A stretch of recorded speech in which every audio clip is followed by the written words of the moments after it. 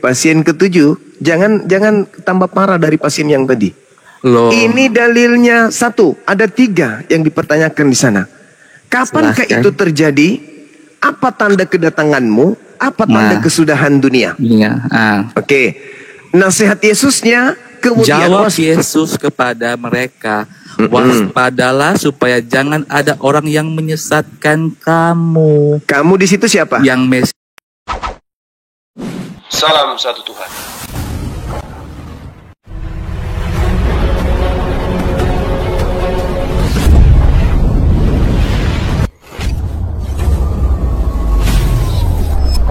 Ya, pengantar ini singkat para sahabat. Dukung semua ya sahabat-sahabat kita channel Densa News Muslim. Di like, di subscribe, di share sebanyak mungkin untuk supaya mencegah sahabat-sahabat kita di luar sana tidak terpengaruh terhadap pemurtadan. Semoga Allah memberikan selalu sikap istiqamah. Salam satu Tuhan, Allahu Akbar. Tambah-tambahin, jangan kau tambah-tambahin. Mang Zuma, sekarang saya mau nanya. Tambah-tambahin. Sekarang saya mau nanya. Jangan kau tambah-tambahin. Injil penyesat itu untuk siapa sekarang? Masa penyesat hanya berhenti itu di murid-muridnya aja? Ya udah, Anda kan turun. Pasti Anda dong, turun. sampai sekarang kita. Pasien Bang Zuma saya kok gitu silakan sih? dinaikkan yang lain. Kamu nggak ada otak, sudah parah. Anda menambah-nambahkan, Anda mengatakan hari-hari terakhir. Kedua, Anda menambahkan untuk orang yang sekarang. Itu nggak ada dalilnya. Oke, Kristen dalam materi ini kalau tidak menjadi pembual, pembohong, gila. Harus salah satu dari tiga ini kalian. Cuman saya nggak tahan kalau ngotot, saya ngomong, Anda ngomong. Gitu loh. Maunya sebagai pasien itu, setelah dokternya berbicara, baru Anda itu keluhkan apalagi keluhan Anda. Jangan pas saat dokter menjelaskan, kamu juga mengeluh. Gak bisa kamu dapat nanti obat yang bagus kalau gitu. Bisa-bisa aku suntik mati nanti. Kalau cerewet. Suntik mati nanti kalian. Jabena lagi, jabe. Nah, jadi di dalil itu tidak ada pengakuan Yesus hari-hari terakhir nanti atau nanti ini pernyataan ini untuk orang-orang masa tahun 2025. Enggak ada itu kecelok. Itu Anda paham nggak? Percakapan apa itu? Itu percakapan secara pribadi antara Yesus dengan muridnya. Anda baca sendiri. Datanglah murid-muridnya kepadanya untuk bercakap-cakap sendirian dengan dia. Ini percakapan rahasia ini. Ini percakapan khusus untuk muridnya. Aku akan mengajarkan kamu rahasia. Apa itu? Tanda-tanda kedatanganku. Apa saja itu wahai guru? Langit berguncang, matahari gelap, bulan tak bercahaya, bintang berjatuhan. Itu tanda kedatanganku. Jadi apabila ada orang mengaku bertemu dengan Kristus di padang gurun, di dalam bilik, jangan kamu percaya. Saya pastikan itu bukan aku. Sebab kalau aku datang, tanda-tanda ini menyertai. Matahari, bulan menjadi gelap, bintang berjatuhan. Aku akan nampak di tengah langit. Seluruh manusia akan meratap dan seluruh manusia akan melihat aku di langit. Apakah itu sudah terjadi? Tidak terjadi. Jadi kalau yang ada yang mengaku, aku bertemu Yesus di dalam bar, aku bertemu Yesus di M-Club, aku bertemu dengan Yesus di lapangan bola, aku bertemu dengan Yesus di pasar, aku bertemu dengan Yesus.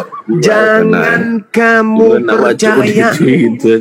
Rasakan Jangan kamu percaya, itu bukan aku. Kalau kamu percaya, maka kamu akan disesatkan. Dengan cara Kristen menjawab pertanyaan yang kita simak beberapa hari ini, itulah bukti mereka telah disesatkan. Yesus mengatakan jangan percaya. Kristennya kita tanya, Yesus memerintahkan jangan percaya atau percaya? Apa jawaban mereka? Percaya. Nah, itu bukti.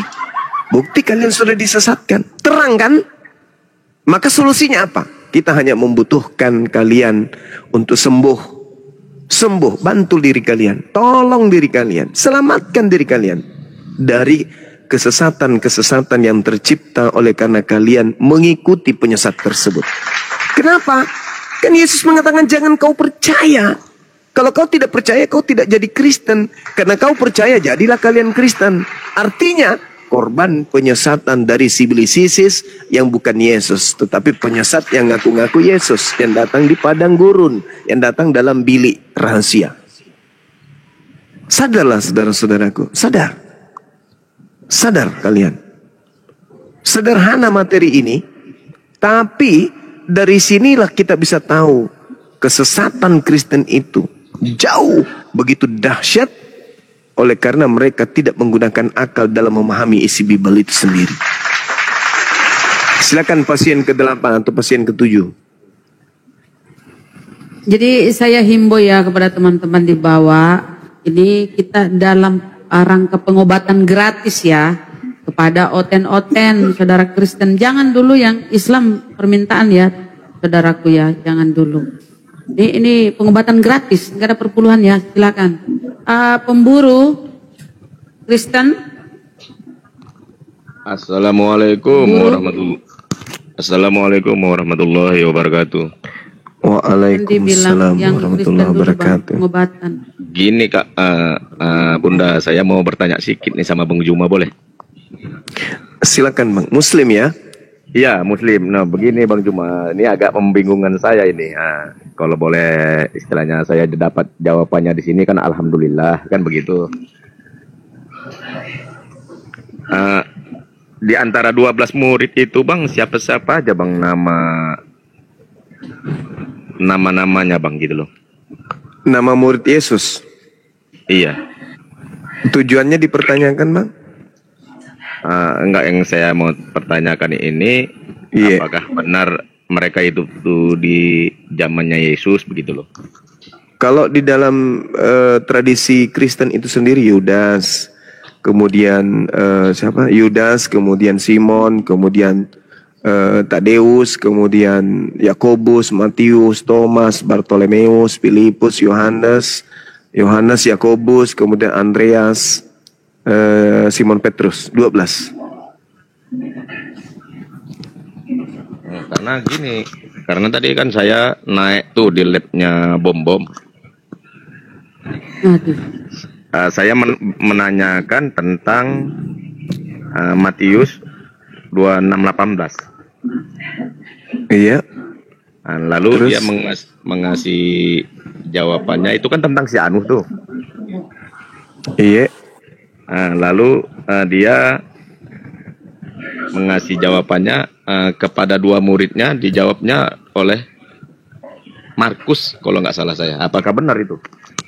Markus bukan murid Yesus. Markus itu murid Paulus. Bukan kan? Bukan. Alhamdulillah, berarti ya saya sudah benar tadi. Karena dia minta data sama saya karena saya nggak tahu. Iya. Alhamdulillah, Masya Allah. Musuh terberat mereka memang kitabnya. Kalau kira-kira Bang Juma lah, iya. apa dalil yang untuk membantah itu Bang? Yang mana? Markus. Iya. Maksudnya Markus apa ini Bang? Karena menurut pendapat Bom, Markus itu hidup sejaman di zaman Yesus. Kesimpulan itu didapatkan di mana? Di dalam Bible? Nggak ada. Nggak ada Bang kan? Iya. Nah. Jadi gimana Bang? Bang, kalau belum berilmu, tolong jangan naik di Komal Oten dulu. Benar, dulu pemaparan gurunda. Karena kan gini tadi Mbak, saya kan yang saya pegang. Oke, itu aja ya Bang ya. Masih banyak yang disampaikan ya lain kali Bang ya. Oke Bang Juma, makasih banyak. Assalamualaikum warahmatullahi wabarakatuh. Waalaikumsalam warahmatullahi wabarakatuh. Dicatat aja Bang di 2 Timotius 4 nomor 11. Bukti bahwa Markus itu adalah murid Paulus. Ada tertulis di situ Bang. 2 Timotius 4. Di mana Bang? Bentar Bang. Biar saya bentar ya Mbak. 2 Timotius 4 nomor 11. Bukti bahwa Paulus itu memanggil kemudian Markus untuk menjadi muridnya, pengikutnya. Bentar Bang, bentar. Oke. Di mana tadi Bang Juma? 2 Timotius 4 nomor 11. 2 Timotius 4 nomor 11. Nomor 11. Iya. Oke, terima kasih banyak. Makasih. Masya Silakan. Allah. Terima kasih kepada Islam yang lain. Assalamualaikum warahmatullahi wabarakatuh. Waalaikumsalam warahmatullahi wabarakatuh. Oke, pasien ke-7 silakan. Honor saya berapa, Bun, kalau satu pasien?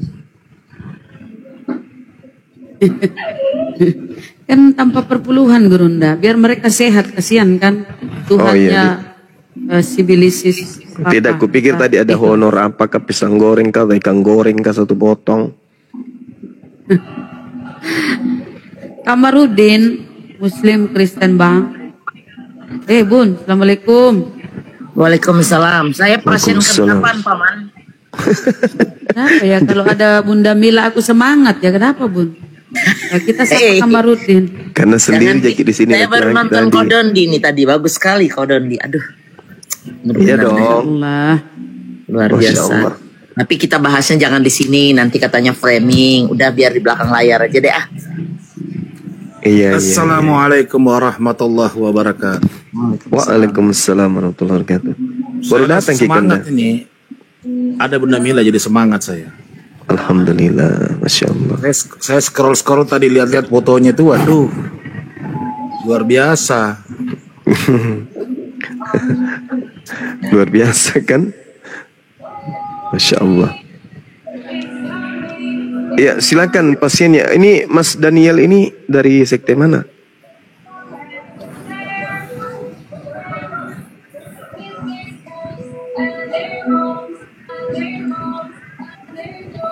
Yang ada musik saya turunkan dulu ya. Pak Kamrut ini Muslim kelihatannya. Saya izin turunkan dulu Pak Kamrut. Ya, Bang Daniel, selamat malam. Dibuka mic-nya Bang.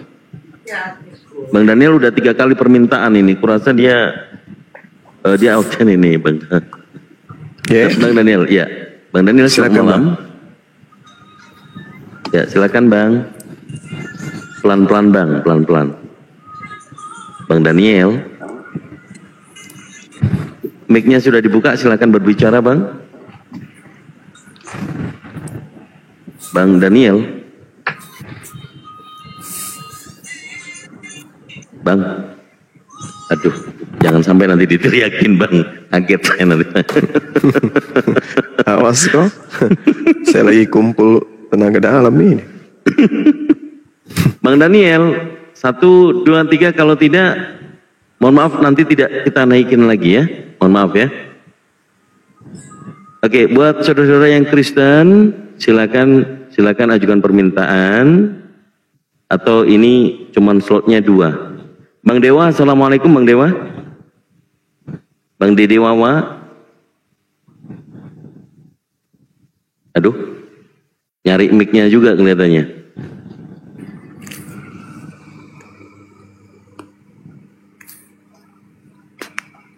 Saya naikkan lagi.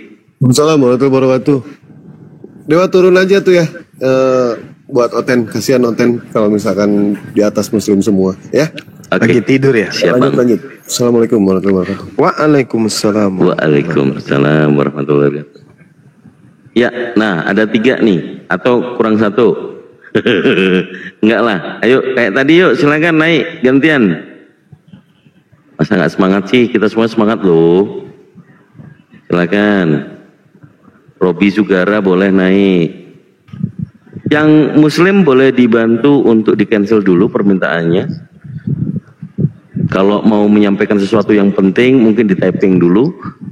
Abang-abang moderator di bawah, Bang Holik dan siapapun itu dibantu di filter ya. Ya silakan. Randy, selamat malam. Randy, selamat malam. Aduh, dia ini. Dia di jalan ini, dikantongin HP-nya.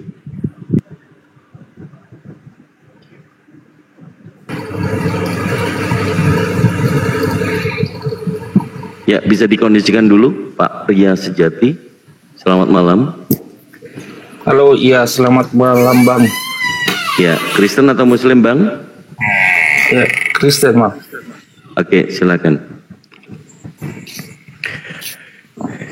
Iya, Kristen itu konon orang yang percaya kepada Kristus, orang yang mengikuti Kristus.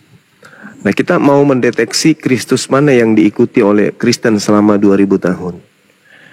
Ketika anak Maria berkata di dalam Matius 24, jadi apabila ada orang berkata kepadamu ada Mesias di sini, ada Mesias di sana, jangan kamu percaya. Pertanyaan saya, kenapa ketika Paulus mengaku bertemu dengan Kristus di padang gurun, kenapa justru Anda percaya? Padahal nasihatnya jangan percaya. Silakan. Oke. Halo. Ya, silakan Bang, silakan. Ini pernyataan atau saya menjawab yang Abang tanyakan, kenapa Anda percaya dengan Rasul Paulus? Kira-kira begitu pertanyaannya, Bang? Iya, betul. Ya.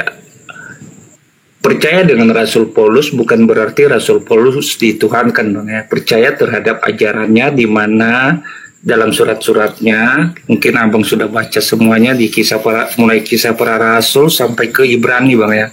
Ada Galatia, Efesus, dan di Roma termasuk. Nah, ini adalah kesaksian tentang Rasul Paulus, bagaimana dia ditangkap oleh Allah ketika dia mau membunuh orang-orang pengikut Yesus ke kota Damsyik, Bang.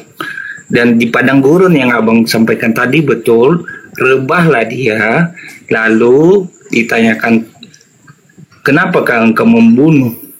Tahukah kamu siapakah yang engkau bunuh? Lalu dia tanya, siapakah engkau sesungguhnya? Nah, di situ kesaksian Paulus sebenarnya bagaimana, karena Rasul Paulus ini orang Yahudi, bangsa Romawi yang memang ini, Bang, dia yang taat terhadap hukum Taurat. Pokoknya hukum Taurat itu kalau tidak menyembah Allah mereka, orang Yahudi ya, tidak menyembah Allah mereka, maka orang-orang tersebut akan dibunuh. Karena itu hukum mereka, di hukum Taurat juga disampaikan seperti begitu, Bang. Dan itu yang dilakukan oleh Rasul Paulus, dia membunuh ribuan orang pengikut Yesus pada saat itu. Nah, ketika dia ke kota Damsyik, di tengah jalan terpancarlah cahaya terang dan rebahlah mereka. Sebenarnya bukan sendiri, yang namanya pasukan Romawi, pasukan orang-orang imam-imam besar yang diperintahkan, itu bukan hanya sendiri, Bang, mereka untuk membunuh. Tetapi yang namanya kepala, ketua, atau pimpinan puncaknya adalah Rasul Paulus. Maka Rasul Paulus dikatakan dia membunuh orang-orang yang percaya kepada Kristus. Nah, itu adalah kesaksian dirinya bagaimana dia bertemu dengan Yesus, Bang. Sesungguhnya seperti begitu. Nah, perintah Yesusnya apa, Bang? Percaya atau jangan percaya kalau ada yang mengaku bertemu dengan aku di padang gurun? Perintah Yesus kepada Rasul Paulus ketika dia bukan perintah Yesus kepada Paulus, Bang. Oke. Perintah Yesus kepada murid-muridnya agar jangan percaya kalau ada orang mengaku bertemu dengan dirinya di padang gurun. Nah, ketika kemudian mereka mendengarkan nasihat Yesus, jangan percaya kalau ada yang mengaku bertemu dengan Kristus di padang gurun, berarti mereka dilarang percaya kepada Paulus. Pertanyaan saya, kenapa justru Anda percaya kepada Paulus, Bang? Kan perintahnya jangan kamu percaya.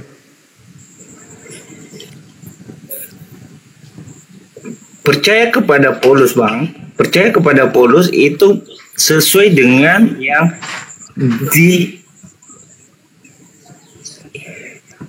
yang sudah masuk di dalam dirinya tentang Yesus itu sendiri. Bukan percaya dia sebagai Tuhan, Bang, ya. Itu dia hanya menunjukkan dirinya bahwa saya ketemu Tuhan seperti begini, seperti begini.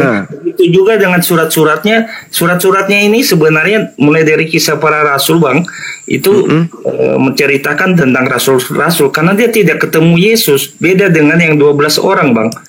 Iya, maksudnya tidak diajarkan. Kita ulang kembali. Yesus mengatakan kepada muridnya, jadi apabila ada orang mengatakan Mesias ada di sini, Mesias ada di sana, jangan kamu percaya. Camkanlah, aku telah mengatakannya terlebih dahulu kepadamu.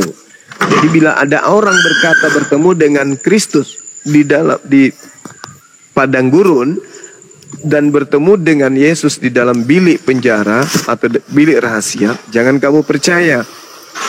Pertanyaan saya, kenapa Anda tidak mendengarkan Yesus untuk tidak percaya kepada Paulus? Kenapa justru Anda melanggar perintah itu, Bang?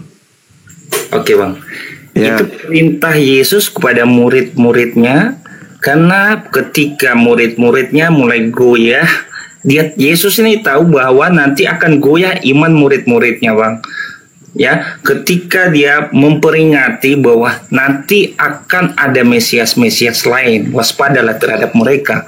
Artinya, ada ajaran yang sesat, yang di luar dari ajaran Yesus itu sendiri. Jadi jangan percaya terhadap itu. Nah, kita merujuk kepada Rasul Paulus yang abang tanya, apakah Rasul Paulus ini bertentangan dengan ajaran Yesus yang diajarkan Yesus kepada murid-muridnya, gitu, Bang. Saudara, jadi nanti kita bisa itu tahu tidak ini. berbicara. Yesus tidak berbicara bertentangan atau tidak bertentangan. Yesus mengatakan kalau ada orang yang mengaku bertemu dengan Kristus, perintahnya apa? Jangan kamu percaya. Mau dia tidak bertentangan atau bertentangan, perintahnya jangan percaya, Bang. Betul nggak? Ya. Terus kenapa Anda? Palsu. Ya. Terus kenapa Anda percaya kepada Paulus? Kan perintahnya jangan percaya. Nah, ini kan beda topiknya ya, Bang, ya. Bukan saya sampaikan tadi bahwa saya bukan percaya atau mengimanin atau menuhankan Rasul Paulus. Tetap dalam koridor iman kita sebagai orang yang percaya kepada Allah ditunjukkan kepada Yesus, Bang. Jadi bukan percaya kepada Rasul Paulus, Bang. Kan perintahnya jangan percaya kalau ada yang mengaku bertemu dengan Kristus di padang gurun. Betul nggak? Betul itu. Nah, terus kenapa Anda percaya? Ketika Paulus mengaku bertemu dengan Kristus di padang gurun, kenapa Anda percaya? Kan perintahnya jangan percaya, Bang. Betul. Nah, terus kenapa Anda percaya? Karena ketika ketemu Rasul Paulus, Bang, ini ya, ini dalam koridor dia masih di dunia, Yesus bercerita itu kepada murid-muridnya, Bang, ya. Jadi ada tahap-tahapnya waktu dia menyampaikan itu. Ketika nanti ada orang yang mengaku Mesias di sana, di gunung, di bukit dan di padang gurun, jangan percaya. Bahkan mereka bisa melakukan juga mukjizat-mukjizat yang seperti yang saya lakukan, gitu ya. Betul. Pertanyaannya kenapa Anda percaya? Nah, kan perintahnya jangan percaya. Betul, Bang, betul. Rasul Paulus dia tidak, ya, Rasul Paulus, Bang, ya. Rasul Paulus dia tidak menyatakan dirinya sebagai Mesias, Bang. Dia hanya mengaku bertemu, mengaku melihat, mengaku Mesias ada di padang gurun. Bukan mengaku dia mengaku Kristus. Apabila ada orang berkata Mesias ada di sini, Mesias ada di sana, jangan kamu percaya. Paulus mengatakan ada Mesias di padang gurun. Perintah Yesus jangan percaya. Pertanyaan saya, kenapa Anda percaya? Sehingga Anda menjadi Kristen. Kenapa Anda percaya, Bang? Nah, harus kita merujuk karena ini Bang Zuma pasti sudah memahami lebih banyak di kisah para rasul tentunya tentang bagaimana bertemunya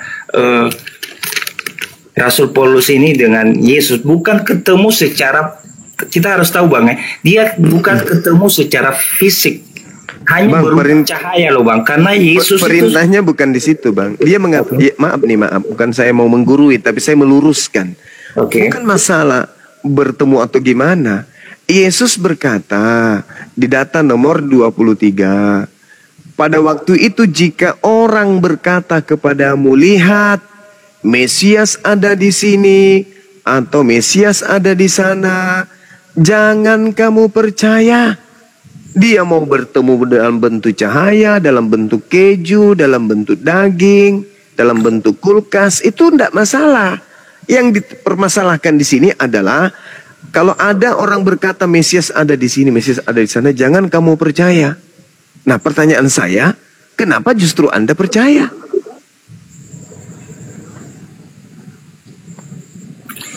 Percaya di dalam hal ini, Bang, menuhankan apa yang dibilang ada Mesias di sana. Itu yang dimaksud oleh Yesus. Iya. Gitu. Pertanyaan saya, Yesus memerintahkan percaya atau jangan percaya, Bang? Jangan percaya kepada Mesias. Iya, ada Mesias palsu, Bang. Betul. Bukan. Itu ada Jangan percaya kalau ada orang berkata Mesias ada di sana. Pertanyaan saya, kenapa Anda percaya? Kan nasihatnya jangan percaya.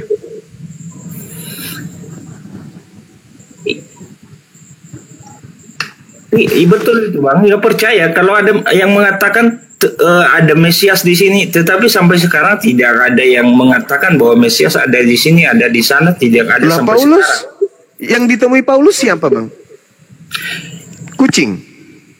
Ditemuin Paulus itu adalah berupa cahaya, Bang. Iya, bukan itu berupa pribadi. cahaya. Yang berupa cahaya itu siapa, Bang? Bom atau Mesias? Yesus sendiri, karena dia berarti Mesias. Betul. Mesias. Nah, pertanyaannya, Yesus memerintahkan percaya atau jangan percaya? Kepada siapa, Bang? Ya, kepada muridnya. Kalau ada yang mengaku Mesias di sana, Mesias di sini, ada Mesias di sana, jangan kamu percaya. Lantas kenapa Anda percaya? Sampai Anda menjadi Kristen sekarang. Umat bingung. Umat yang berada kebingungan. Jawab aja, Bang, suka-suka gitu loh. Selesai sudah kalau gitu. Kan konsekuensinya gini ya, Bangku. Kalau percaya, kalian akan sesat. Itu konsekuensinya itu. Nah, karena Anda percaya, berarti sekarang ini posisi Anda lagi tersesat nih. Dan dalam keadaan tersesat, Anda beragama Kristen. Berarti kesimpulannya, agama Kristen adalah agama sesat. Kan perintahnya jangan percaya. Kalau orang percaya kepada Paulus, dia akan jadi Kristen. Kalau orang jadi Kristen, berarti dia dalam keadaan tersesat. Dengan kata lain, orang-orang Kristen adalah orang-orang yang tersesat. Kok bisa kayak gitu? Kan nasihat Yesus. Apa nasihat Yesus? Jangan kamu percaya, supaya kamu jangan disesatkan. Kalau kamu percaya, maka kamu disesatkan. Nah, karena saudara percaya berarti saudara disesatkan. Agama sekarang Anda Kristen. Berarti agama Kristen itu adalah kumpulan orang-orang yang disesatkan oleh Kristus palsu. Coba Anda renungkan, Bang. Coba Anda renungkan. Nasihat Yesus jangan percaya. Sederhana kan? Jadi mau Paulus mau dia siapapun, kalau mengaku bertemu dengan Mesias, kata Yesus, jangan percaya. Itu pegang. Pegang itu, Bang.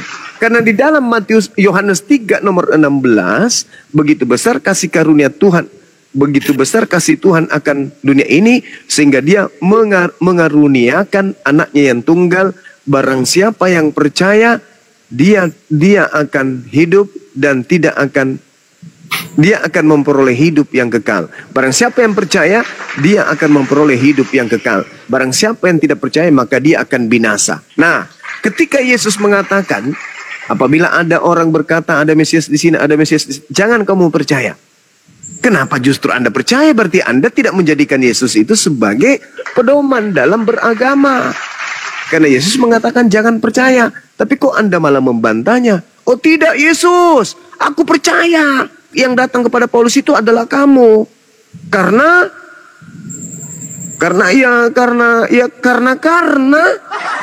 mauku mauku saya erok-erokku. Seakan-akan kamu itu menantang Yesus, kawan. Yesus mengatakan, apabila ada yang berkata kepadamu Mesias di sini, Mesias, jangan kamu percaya. Nah, Anda tiba-tiba datang, oh nggak bisa begitu Yesus, harus ada pengecualian dong.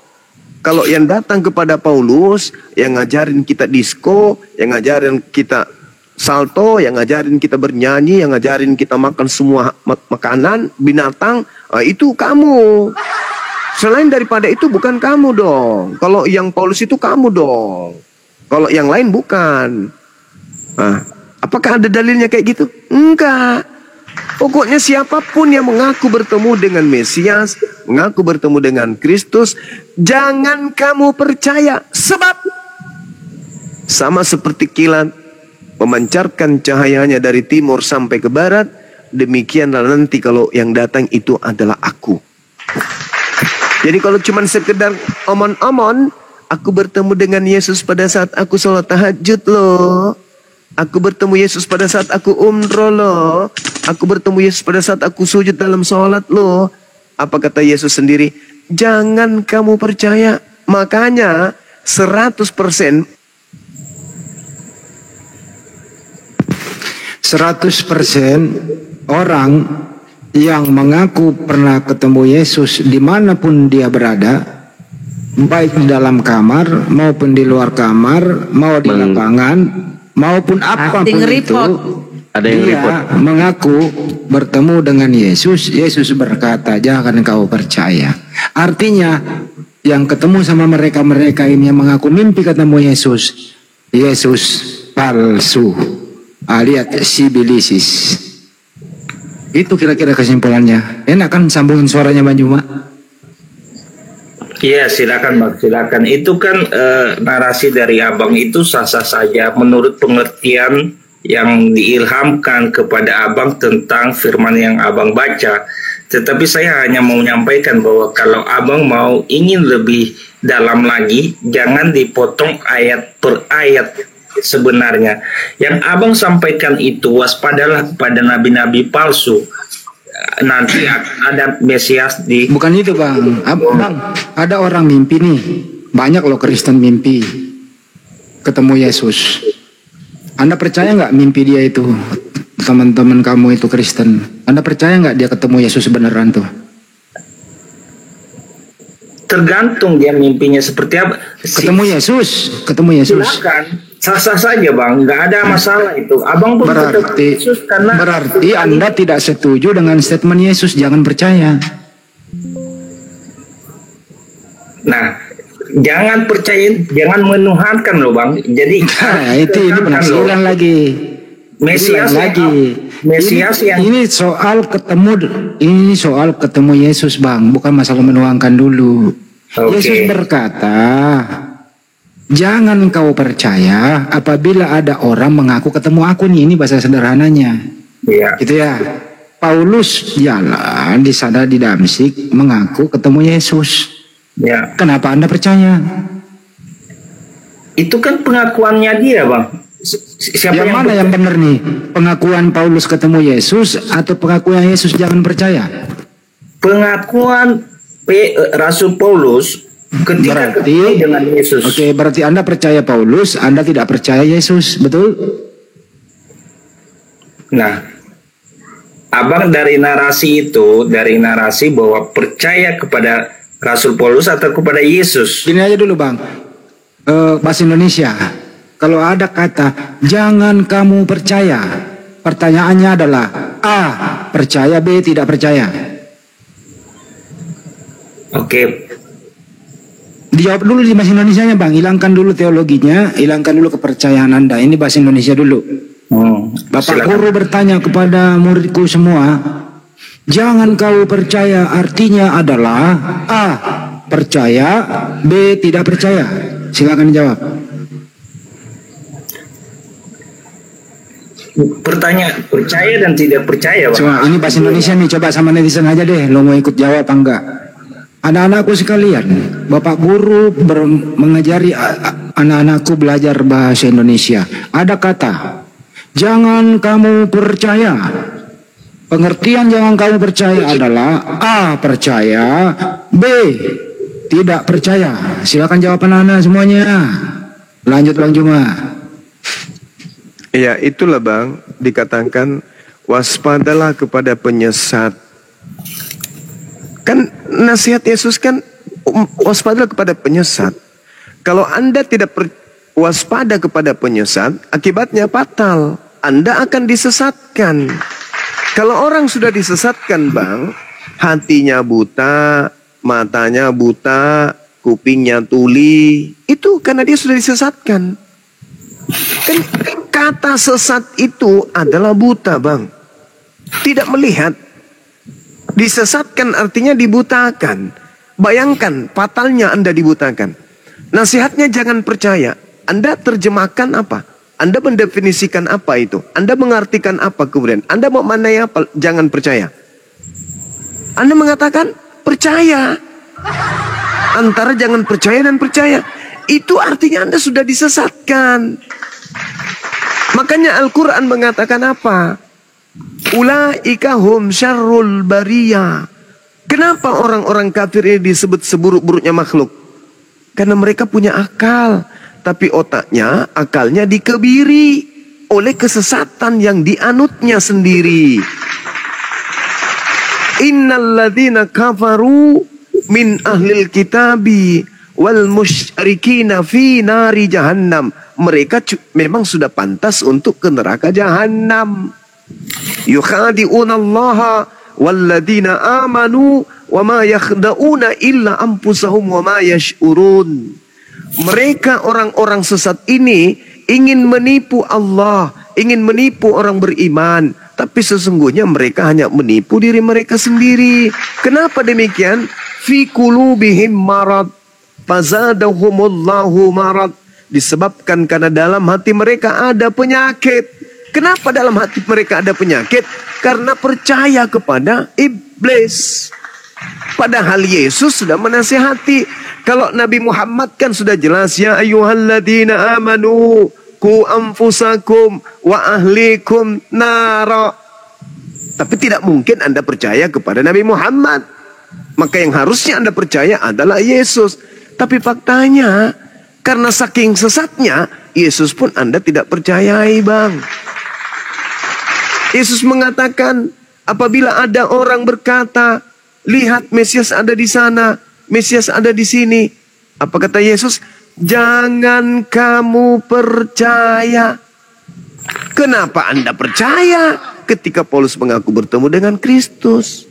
Sehingga Anda menjadi, mohon maaf, menjadi sesuai dengan apa yang diinginkan Paulus. Apa yang diinginkan Paulus terjadi kepada orang Kristen. Baca 1 Korintus 1 nomor 19, Bang. Ngeri Paulus ini memang. Tapi itu disebabkan karena Kristus yang datang kepadanya. Apa kata Paulus? Aku akan menghilangkan kecerdasan orang-orang terpelajar dan kemampuan berpikir cerdas akan aku lenyapkan. Paulus ngaku itu, Bang. Di dalam 1 Korintus 1 nomor 19. Sekarang menurut saudara, kalau kecerdasan manusia sudah dihilangkan, Bang, akal sehat ini kemudian dilenyapkan, kira-kira apa yang terjadi kepada manusia tersebut? Apa yang terjadi, Bang? Kalau kecerdasannya dihilangkan, akalnya kemudian dilenyapkan, apa yang terjadi terhadap orang tersebut, Bang? Baik Bang. Kebodohan akan dunia ini dan kemuliaan akan surga tetap ada padanya. Kebodohan tentang dunia ini tetap ada padanya, dan yang menjanjikan tentang kerajaan yang sesungguhnya yang dia dapat adalah surgawi, Bang. Bagaimana ilmunya? Ilmu dari mana? Tanpa akal itu kemudian menyebabkan Anda dapat surga. Gimana ceritanya? Kalau Anda tanpa akal karena Anda gila, disebabkan karena mungkin ada penyakit, ada bawaan dari lahir, atau ada benturan pernah jatuh, ya itu yang dimaksud dapat surga. Tapi ini tidak, Bang. Ini Paulus orang waras, orang cerdas, orang pintar, orang berilmu. Begitu menjadi pengikutnya, ilmunya hilang, kecerdasannya hilang, akalnya dibinasakan. Artinya percaya kepada kebinasaan sebagai hal yang bisa menyelamatkan. Contoh. Yesus mengatakan apa? Waspadalah kepada penyesat yang datang kepadamu dengan memakai namaku dan berkata, akulah Kristus. Waspada. Kata waspada itu hati-hati. Jadi apabila ada orang datang kepadamu mengaku ada Mesias di sana, ada Mesias di sana, apa kata Yesus? Jangan percaya. Kenapa Anda balikkan percaya? Inilah bukti akal Anda sudah dimatikan oleh Paulus. Karena memang dia akan mengatakan apa? Dia mengatakan apa? Aku akan menghilangkan kecerdasan orang terpelajar. Dan kemampuan berpikir cerdas akan aku lenyapkan. Artinya apa, Bang? Kalau ada orang menjadi pengikutku, aku akan lenyapkan akalnya, kecerdasannya kemudian aku hilangkan. Itu terjadi nggak pada saudara? Terjadi. Bukti ketika Yesus berkata, jangan kamu percaya. Apa yang terjadi pada diri Anda? Malah percaya. Sadar ndak abang itu? Oke, bisa saya jawab, Bang? Silakan. Oke, makasih, Bang. Yang disampaikan oleh Rasul Paulus tentang benar kecerdasan Rasul Paulus itu di atas rata-rata dia sampaikan yang sebaya dengan dia, Bang. Dia tentunya dipilih oleh bangsa Romawi untuk menjadi prajurit, kepala pimpinan, panglima pada saat di zaman orang Yahudi. Nah, yang ada padanya sekarang, Bang, itu adalah tentang kasih daripada Kristus. Kalau abang boleh baca di 1 Korintus pasal 13 itu, sekalipun aku dapat berkata-kata dengan semua bahasa manusia dan bahasa malaikat, tetapi jika aku tidak mempunyai kasih, aku sama dengan gong yang berkumandang dan itu kata siapa, Bang? Gemerincing. Itu kata siapa, Bang? Ini 1 Korintus, Bang. 1 Korintus. Oke, berarti perkataan Paulus kan? Ini adalah tentang kesaksiannya, Bang. Iya. Iya. Oke, berarti Paulus mengajarkan kasih. Iya, kasih. Sekalipun aku baca, Bang, ya, boleh? Silakan. Sekalipun aku mempunyai karunia untuk bernubuat dan aku mengetahui segala rahasia dan memiliki seluruh pengetahuan, dan sekalipun aku memiliki iman yang sempurna untuk memindahkan gunung, tetapi jika aku tidak mempunyai kasih, aku sama sekali tidak berguna.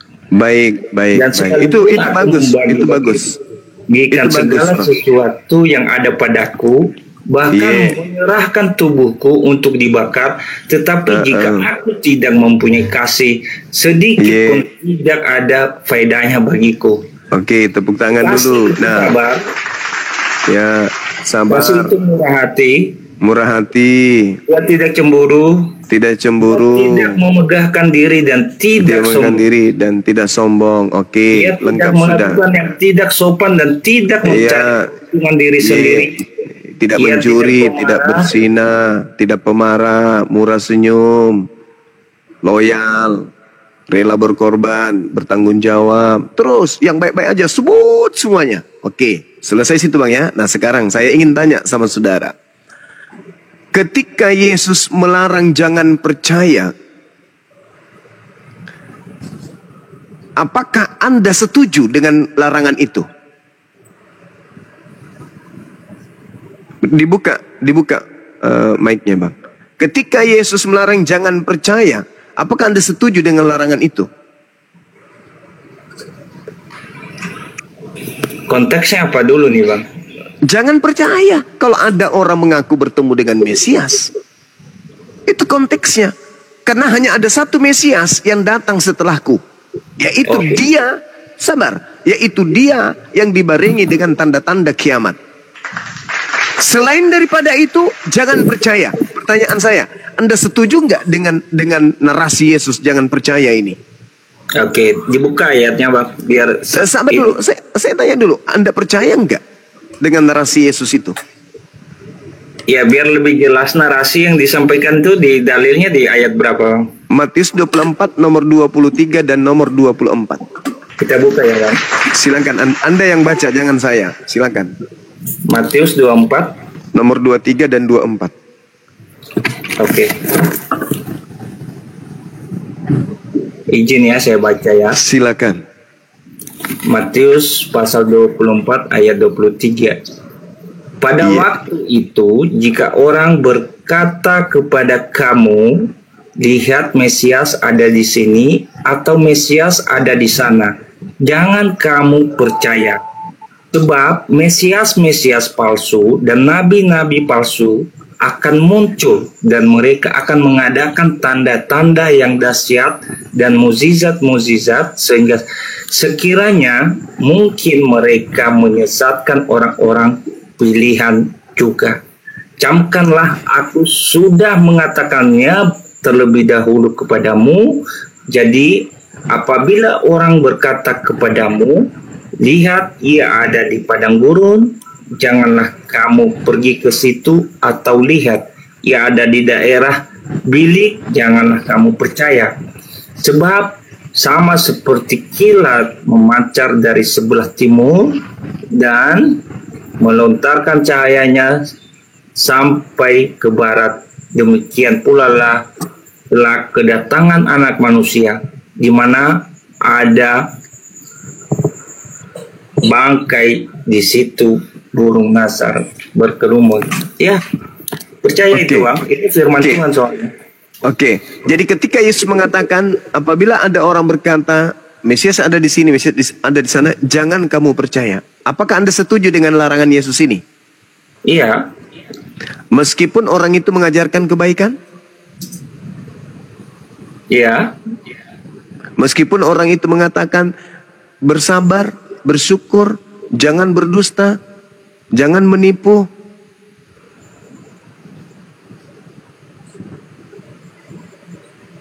Meskipun orang itu mengajarkan kebaikan, Anda tetap tidak percaya? Iya. Terus kenapa Anda percaya kepada Paulus? Kan larangannya jangan percaya.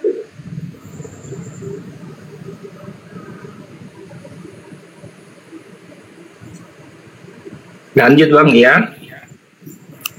Jadi penyesat itu, Bang, bagaimana dia bisa menyesatkan kalau tidak memperlihatkan sisi kebaikan? Kamu jangan seperti ini, jangan mencuri, jangan berzina, jangan bersaksi dusta, jangan ada ilah lain, jangan begini. Harus dia memperlihatkan sisi kebaikan supaya dia bisa menyesatkan. Kalau dia datang seperti babi hutan yang nyeruduk sana sini, mana mau orang percaya. Jadi dia harus nampak baik. Tapi bukan itu intinya. Intinya adalah ketika ada orang mengaku melihat Mesias di sana, atau dia berkata ada Mesias di sini, jangan kamu percaya. Sekarang pertanyaan saya, kenapa Anda justru percaya? Kan larangannya jangan percaya. Kenapa Anda percaya?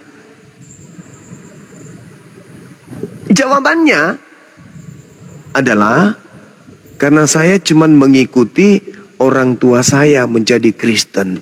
Baru hari ini saya dikagetkan setelah Bang Suma membahas materi ini. Ternyata ada Kristus palsu selain daripada yang asli, yaitu anak Maria. Itu jawabannya, Bang.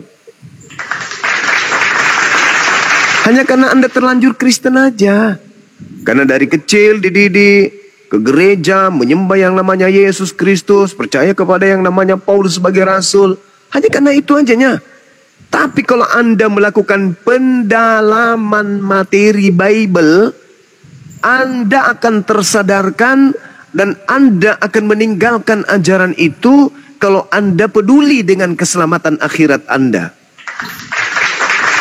Tapi kalau Anda EGP, mau selamat ke, mau tidak ke, yang penting hidup saya sekarang sudah nyaman. Yaitu menjadi Kristen, menyembah Yesus, makan babi, makan anjing, EGP dengan itu semua.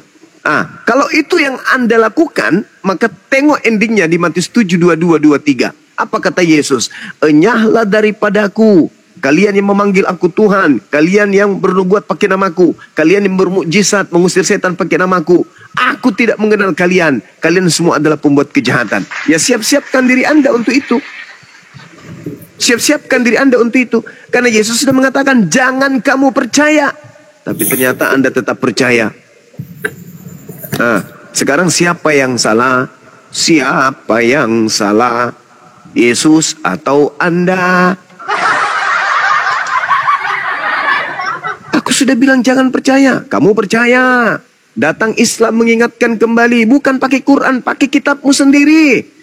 Jangan kau percaya, jangan kau percaya, jangan kau percaya, jangan kau percaya, jangan kau percaya. Kau bantah kemudian dengan pedang. Oh, harus kau percaya, harus kau percaya. Karena Paulus itu mengajarkan kebaikan, yaitu makan babi, menghalalkan segala binatang, menghalalkan segala minuman. Jadinya aku harus percaya. Karena dengan mulutnya Paulus kami sudah dijanji surga.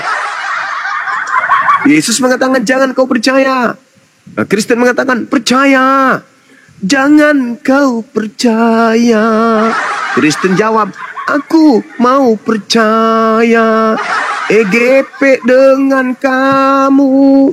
Yang penting kau sudah terkutuk, menebus dosaku.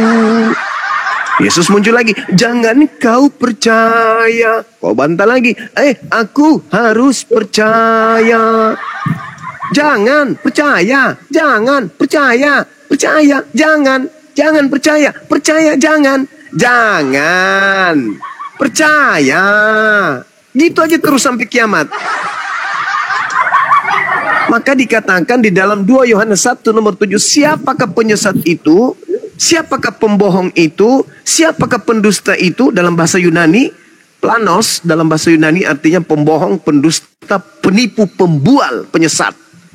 Bukankah dia yang pergi ke seluruh dunia yang tidak mengaku bahwa Yesus Kristus datang sebagai manusia? Dialah penyesatnya, dialah antikristusnya. Nah, Yesus sedang mengatakan apa? Siapakah penyesat itu? Bukankah dia yang menolak Bapa? Bukankah dia yang menolak anak? Ketika anak mengatakan jangan kamu percaya, ketika ada yang berkata bertemu dengan Mesias di sini, Mesias di sana, jangan kamu percaya. Tapi kemudian Kristen mengatakan, oh no, kami harus percaya. Dengan demikian, kalian telah menolak anak. Begitu saudara. Coba renungkan. Silakan renungkan, silakan. Oke Bang, ini tentang yang Abang sampaikan di Matius 24. Tetapi Abang jangan lupa juga membaca perikopnya ini yang ditulis oleh Matius Bang ya, siksaan yang berat dan Mesias-Mesias palsu. Iya. Tentunya hal ini tidak ada hubungannya dengan Rasul Paulus Bang. Kok tidak ada hubungannya? Tidak ada hubungannya Bang, karena Mesias palsu itu menunjukkan seperti dia adalah Yesus, dan Rasul Paulus dia tidak menunjukkan bahwa dia sebagai Yesus, sebagai Mesias, tetapi Anda salah memahami dalil ini. Nah, pertanyaan tadi Abang pertanyakan, apakah Anda percaya dengan Rasul Paulus? Nah, yang menjadi pertanyaan saya, percaya dalam bentuk apa nih Bang? Menuhankankah? Kan harus kita kutip percaya itu apa dulu? Percaya kepada orang. Apa yang saya ucapkan atau ini? Jadi percayanya apa yang dipercayakan itu gitu loh Bang. Saudara, orangnya Yesus mengatakan kalau ada orang berkata Mesias ada di sana, berarti orang ini tidak mengaku Mesias Bang. Dia hanya mengatakan Mesias ada di sana. Aku bertemu dengan Mesias di sana. Berarti yang mengaku ini bukan Mesias. Dia hanya mengatakan bertemu dengan Mesias di sana.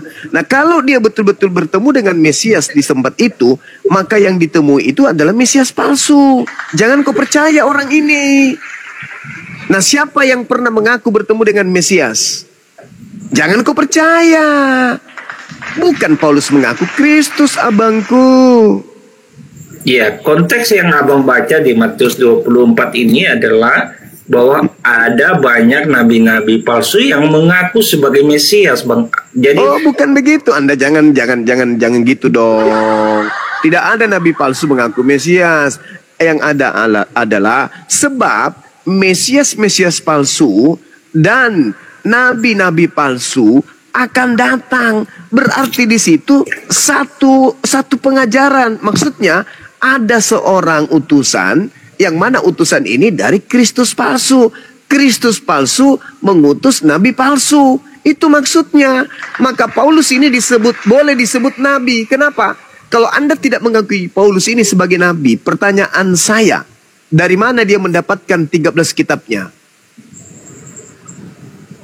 Kalau dia bukan nabi. Oke. Ya. Kitab daripada Rasul Paulus, Bang, itu adalah pekerjaan yang dilakukannya sendiri seperti di Galatia, Bang, di Efesus, Korintus. Iya, dia dapat dari mana ilmunya itu? Pertanyaan saya.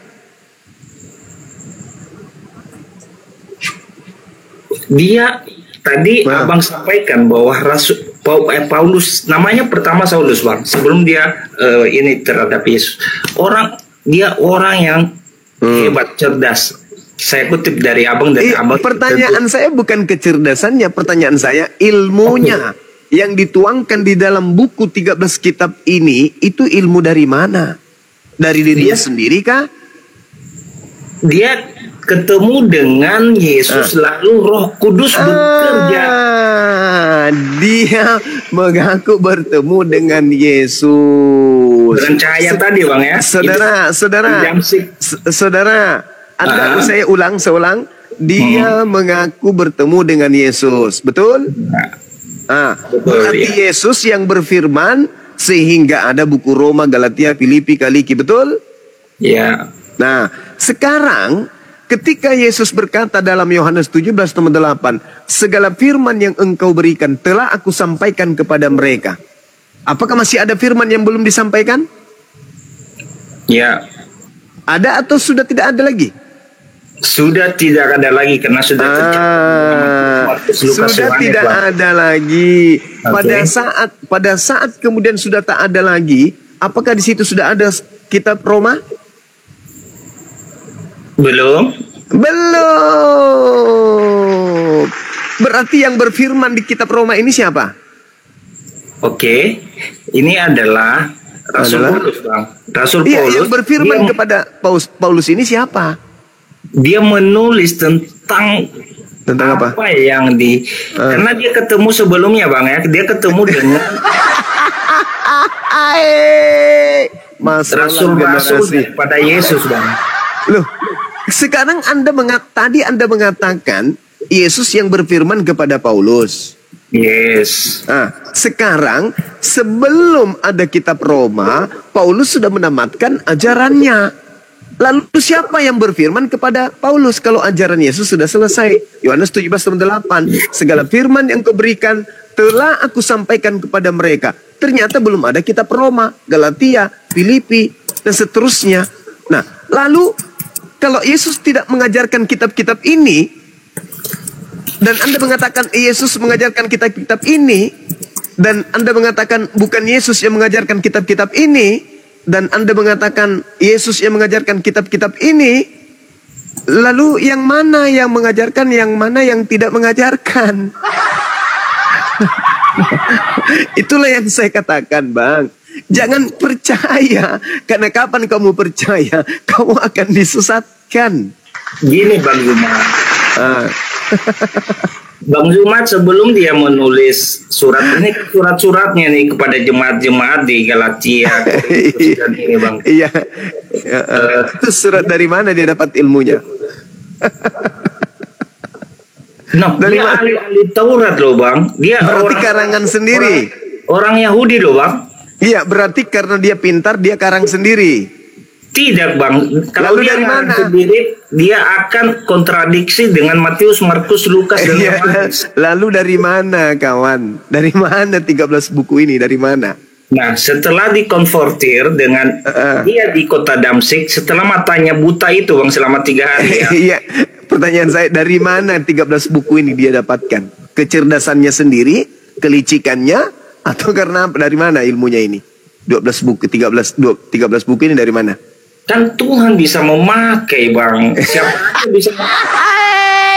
Masalah generasi. Bang Zuma sekarang, saya tanya sama Bang Zuma, ketika Yesus memakai Bang Zuma sekarang bahwa menceritakan tentang kebenaran Yesus, jangan kamu percaya. Jangan kau percaya. Jangan kau percaya. Ini kalau saya mengatakan Yesus datang kepadaku, jangan kamu percaya. Kecuali matahari menjadi gelap, bulan tak bercahaya, bintang-bintang berjatuhan, kuasa langit berguncang, Yesus nampak di tengah langit, kita semua akan melihatnya, baru Anda percaya. Tapi kalau saya cuma mengatakan Semalam saya salat tahajud, saya ketemu dengan cahaya. Di mana cahaya itu menggunakan jubah putih, rambutnya panjang, namun wajahnya tak nampak. Dan itu adalah Yesus. Jangan kau percaya. Sudah dibilang jangan percaya. Jangan. Inilah akibatnya. Anda belepotan kan? Ketika Yesus mengatakan, segala firman telah aku sampaikan kepada mereka. Berarti tak ada lagi. Tak ada lagi. Dan pada saat itu belum ada kitab Roma. Pada saat itu belum ada Galatia. Pada saat itu belum ada cerita, siapakah kau Tuhan? Belum ada cerita itu. Sementara sebelum cerita itu muncul, Yesus sendiri sudah menamatkan ajarannya. Bahkan Yesus mengatakan apa? Aku tidak berkata-kata dari diriku sendiri. Firman yang kau dengar dari mulutku, itu bukan dari aku, tetapi dari Bapa yang telah mengutus aku. Nah, Paulus dari mana firmannya dia? Paulus ini dari mana? Sedangkan Yesus sendiri tidak berkata-kata dari dirinya sendiri, kecuali apa yang diperintahkan untuk dia katakan yang dia sampaikan. Itu Yesus. Nah, sekarang Paulus dari mana firman ini? Karangannya ini dari mana? Dari Yesus tak mungkin. Tapi kalau dikatakan dari bisikan Kristus yang datang kepadanya, itu betul. Tetapi itu bukan anak Maria, tapi Kristus lain. Oke. Udah, silakan. Sudah. Jadi kalau Kristus lain yang akan berbisik dengan Rasul Paulus, tentu semua ajaran di Matius yang tertulis yang dalam kitab Matius, Markus, Lukas, dan Yohanes akan terjadi pertentangan, Bang. Saudara, izinkan saya menjawab ini pernyataan saudara. Oke, silakan, Bang. Kenapa Injil Filipus ditolak? Kenapa Injil Barnabas ditolak? Kenapa Injil Thomas ditolak? Kenapa Injil Maria ditolak? Kenapa? Ada di dalam satu buku. Ya, kenapa? Pertanyaan saya, kenapa ditolak Injil-Injil yang lain? Karena di dalam kitab tentu ini kan perkataan-perkataan yang mendukung apa yang diajarkan oleh Yesus. Mungkin saudara, jawabannya kenapa ditolak, disembunyikan Injil-Injil itu? Karena bertentangan dengan surat-surat Paulus. Kenapa Lukas, Markus, Matius, Yohanes tidak disembunyikan? Karena 4 kitab yang kanon ini, yang lolos di pengkanonan ini, itu rada-rada mirip dan tidak bertentangan dengan surat Paulus. Makanya 4 ini diloloskan. Yang lainnya itu tidak diloloskan. Sekarang pertanyaan saya, siapa yang memiliki otoritas untuk menentukan bahwa ini lolos, ini yang tidak lolos? Siapa? Tentu bukan saya ini yang meloloskan, Bang. Tentu bapak-bapak gereja sebelumnya. Kita bapak-bapak gereja, ya kan? Jadi bapak-bapak gereja yang terdahulu yang mana yang cocok dengan ajaran nenek moyang kita nih? Coba melihat, coba periksa Lukas dulu. Oke. Coba periksa Barnabas. Oh, ini nggak cocok. Masa di situ dibilang Yesus kawin, punya anak. Nah, nggak cocok, ini nggak cocok. Simpan itu. Ini Lukas gimana? Wah, ini bagus ini. Bisa dipelintir. Pada hari ini telah lahir bagimu Tuhan di kota Daud. Oh, ini cocok.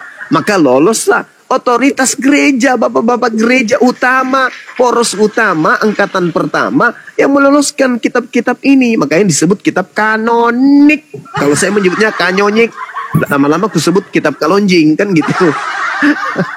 Jadi saudara, kalau kita berbicara mengenai keyakinan Kristen, satu hal yang perlu Anda pahami. Kristen ini adalah agama yang offside dari ajaran Yesus. Satu hal yang paling sederhana tadi. Ketika Yesus mengatakan, jangan kamu percaya, tapi Kristen percaya. Masolanglah generasi, hancurlah kalian. Semua ajaran yang kalian pakai, mau dia itu kasihi musuhmu, kasihi tantemu, kasihi ponakanmu, kasihi istri tetangga, kasihi semuanya, percuma karena Anda sudah offside. Nasihatnya jangan percaya. Bahkan Anda sendiri tadi mengatakan, meskipun orang itu mengajarkan kebaikan, meskipun orang itu mengajarkan kasih, meskipun orang itu mengajarkan kemudian untuk membantu orang, meskipun, jangan percaya. Ya, iya betul memang. Jangan percaya. Apabila kamu percaya, apa akibatnya? Akalmu rusak. Ilmumu tak bermanfaat. Kecerdasanmu menjadi semu. Makanya dalam 1 Korintus 1 nomor 23, Paulus mengatakan apa? Salib itu adalah kebodohan bagi non-Yahudi. Inilah kalian terjadi. Bodoh ndak itu? Ketika dikatakan, paman, ya apa? Kalau ada orang mengaku bertemu dengan aku di padang gurun, di dalam bilik penjara, jangan kamu percaya ya. Iya paman, belum 5 menit, ada orang datang kepadanya. Sini lu. Ada apa? Aku bertemu dengan Mesias di padang gurun loh. Masa? Di mana? Kamu percaya nggak? Percaya. Sini aku baptis kau dalam 3 nama Tuhan. Iya, percaya. Padahal baru-baru dibilang jangan percaya. Kenapa demikian? Karena otaknya udah hilang akal. Kecerdasannya udah dicabut. Inilah yang Al-Quran katakan, summum bukmun umyum fahum la yarji'un. Ini sederhana, Bung. Ini sederhana, tapi cobalah.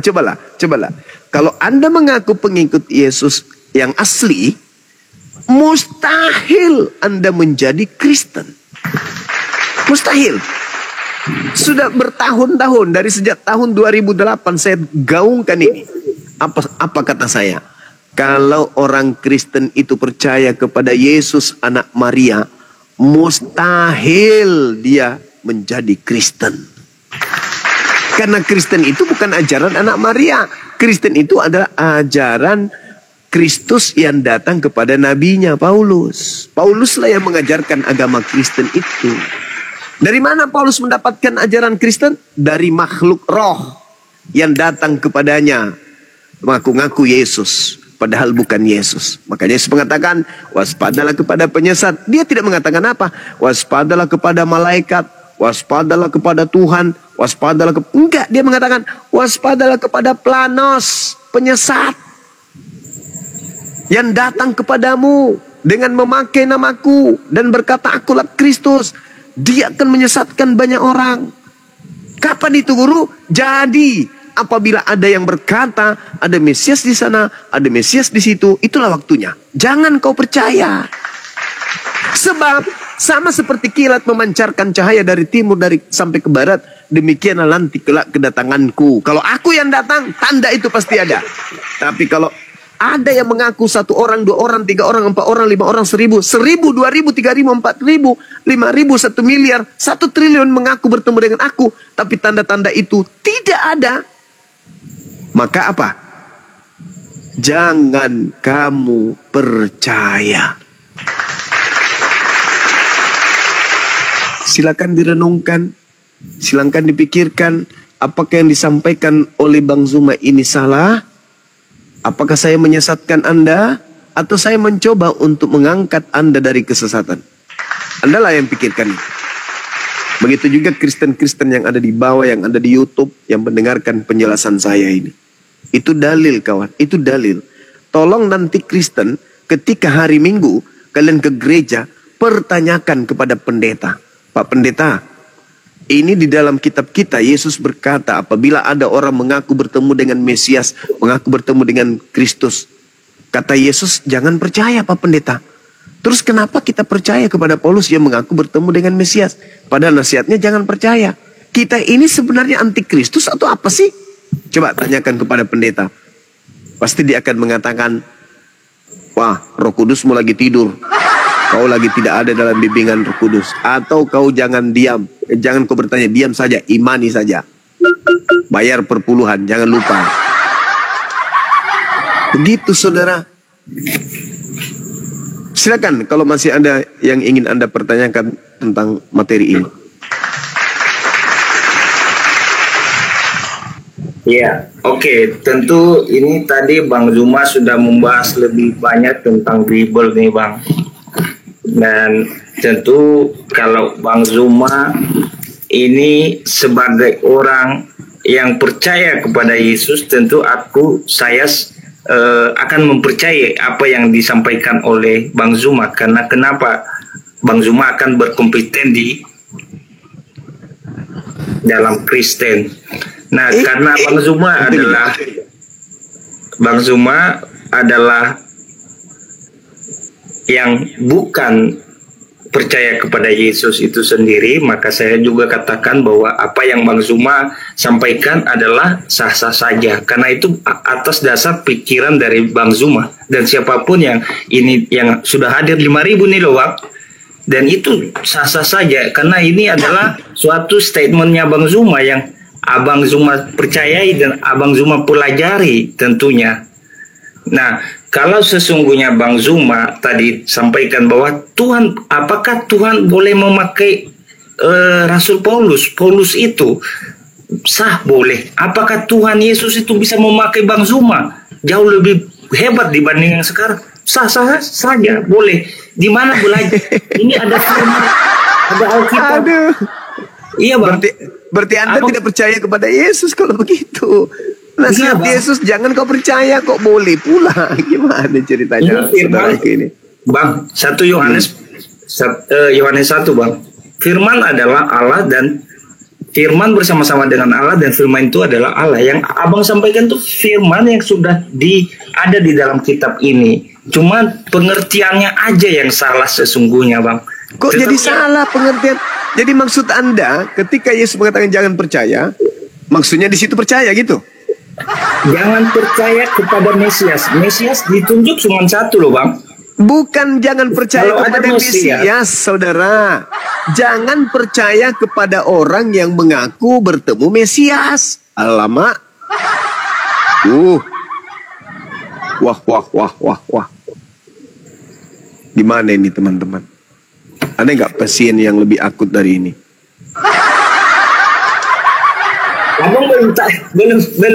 Abang belum jawab dulu pertanyaan saya Bang. Oh, Abang bertanya. Iya. Inilah kalau akal mati belum bertanya ngaku bertanya.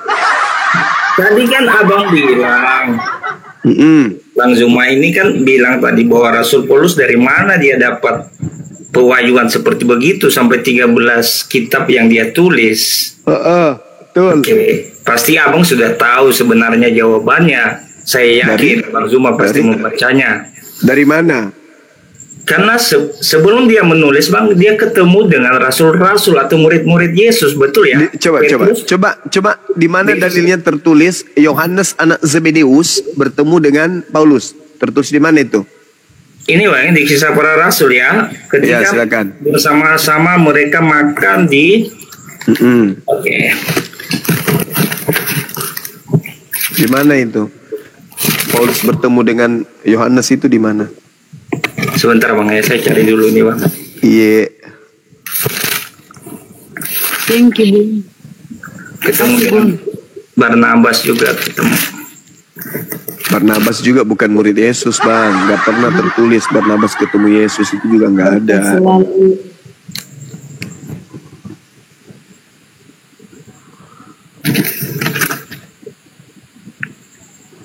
Masya Allah, Bunda Mila.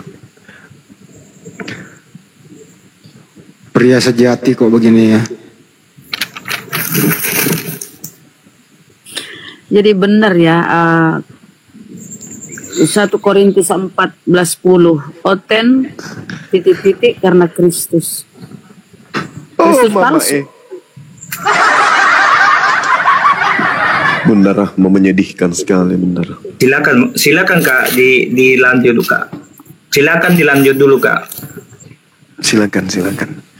Ya, bagus begitu saudara, lembutkan hati saudara ya, supaya apa yang kami sampaikan, kalau salah Anda luruskan, kalau benar Anda terima.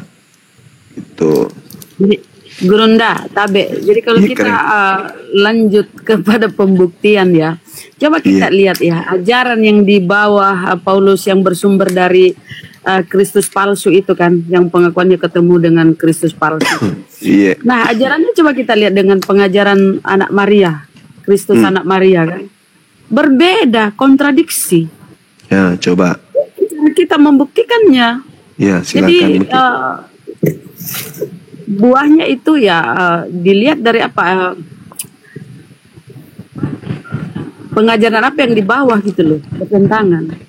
Matius 5:17 kata gak usah terlalu ribet Bun, turunkan saja celananya Bun, periksa kepalanya. Kalau dia masih tertutup dengan yang sudah tidak tertutup, itu sudah bertentangan.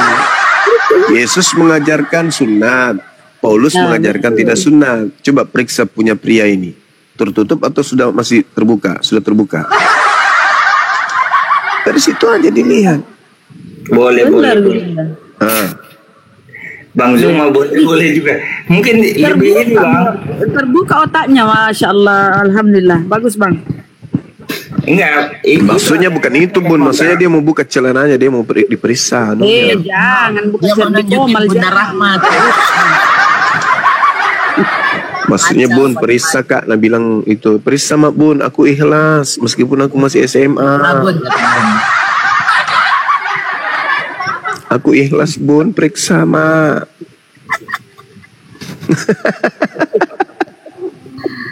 Iya, karena Yesus, Paulus mendedikasikan dirinya kepada orang di luar Bani Israel yang berkulu. Itu hasil dari pengajaran Kristus. Susah sekali sih Bang mengerti perasaan saya. Aduh, dari tadi apa yang dogma doktrin Bun. Ya. Suara Bunda kok kecil ya? Iya itu dia, emang nggak tahu. Belum ada ya headsetnya belum. Kupingnya Bunda yang tertutup. Juga.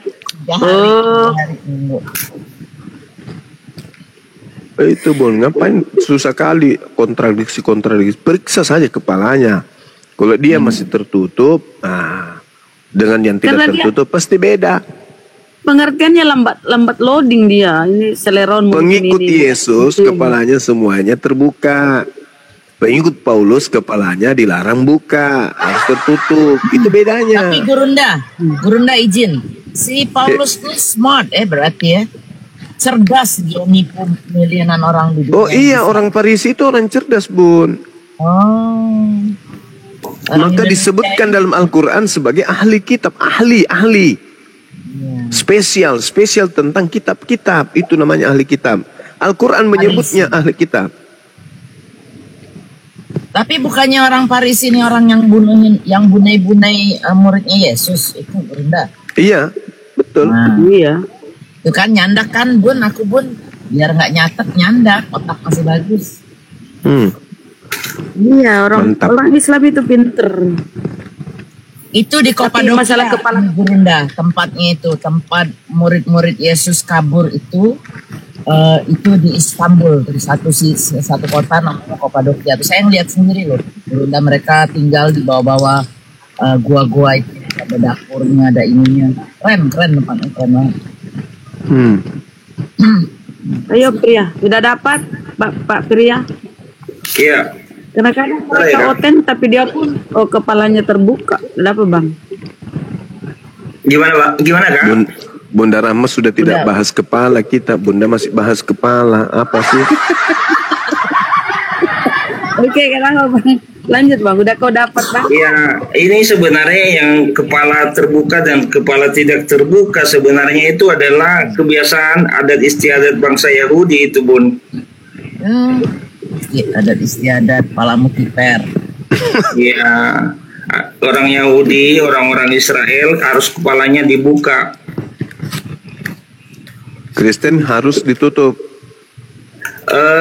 Karena pemberitaan Injil bukan hanya kepada orang-orang Israel Bang. Makanya Rasul Paulus dia memberanikan diri untuk menceritakan bahwa bukan tentang hal buka ataupun tutup, bahwa semua orang harus menerima karena ini adalah berita tentang kerajaan surga. Itu ajaran Kristus palsu yang menemui dia tuh dengan 13 surat-suratnya itu yang menyesatkan kalian Bang.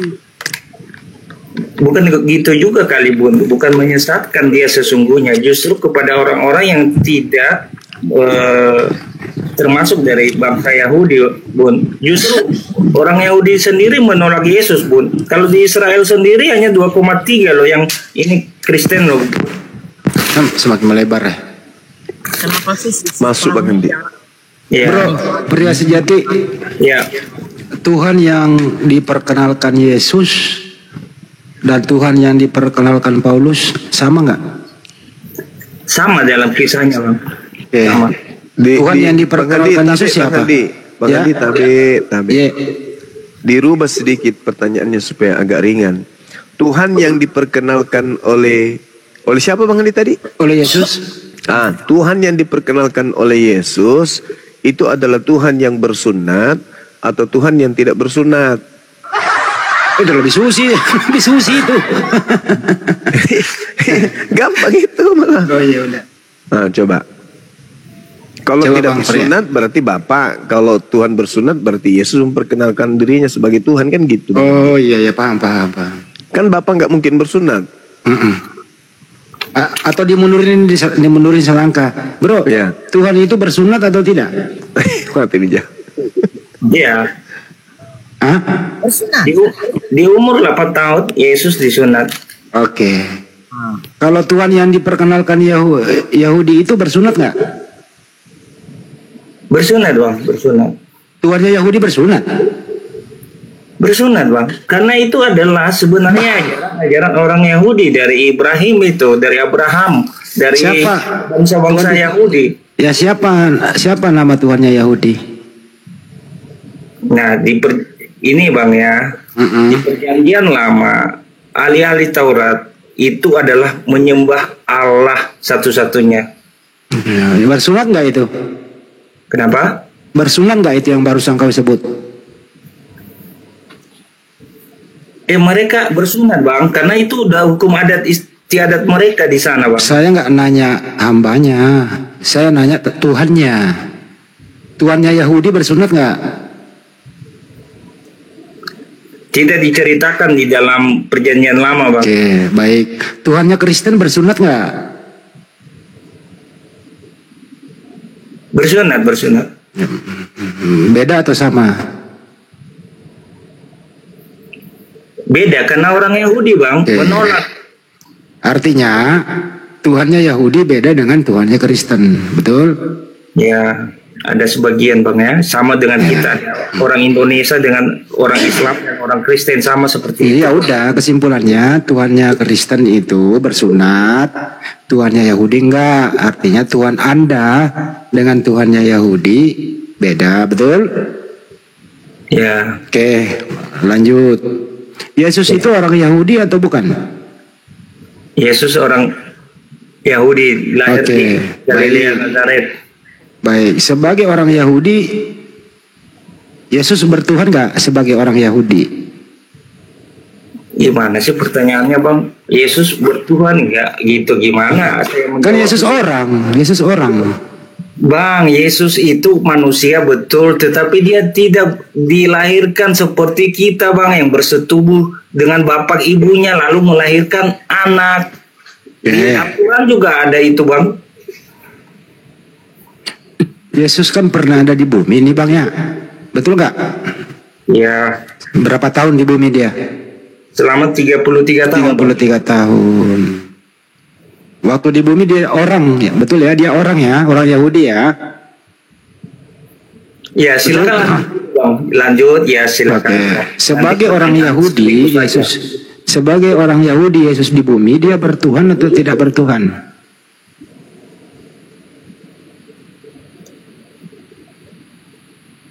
Halo. Sebagai orang Yahudi Yesus ini dia bertuhan atau tidak bertuhan?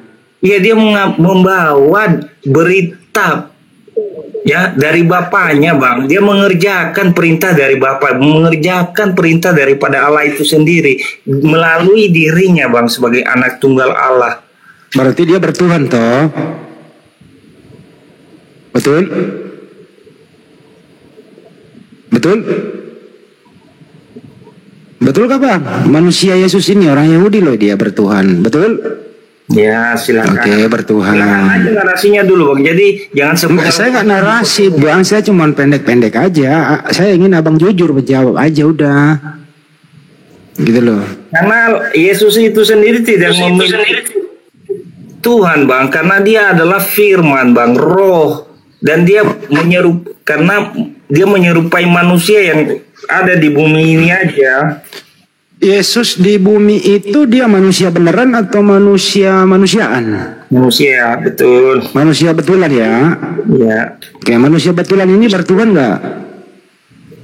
Nah, kalau saya jawab sama abang bertuhan atau tidaknya, abang harus membaca lagi seperti Bang Zuma nih, Matius, Markus, Lukas, Yohanes dulu bang. Saya baca deh kalau begitu.